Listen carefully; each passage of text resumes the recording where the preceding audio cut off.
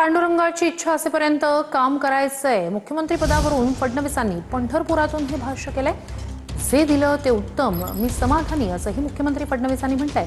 केंद्रात जाण्यावरून फडणवीसांनी TV9 मराठीला ही एक्सक्लुसिव्ह प्रतिक्रिया दिली। नरेंद्र मोदी हे सर्वाधिक काळ पंतप्रधान पदावरती राहिलेले पहिले व्यक्ती ठरलेले आहेत आणि तुम्ही सुद्धा सर्वाधिक काळ मुख्यमंत्री पदावरती राहिलेले एकमेव व्यक्ती ठरलेले आहात। हा पांडुरंगाचा आशीर्वाद आहे। निश्चित पांडुरंगाचा आशीर्वाद आहे, पण मी अजून सर्वाधिक काळ राहिलेलो नाही। तिसरा माझा क्रमांक आहे। पांडुरंगाची इच्छा असेल तोपर्यंत आपल्याला काम करायचं आहे आणि मला असं वाटतं की किती काळ आपण राहिलो हे महत्त्वाचं नाही, आपण नेमकं त्या काळाचा उपयोग काय केला हे महत्त्वाचं आहे।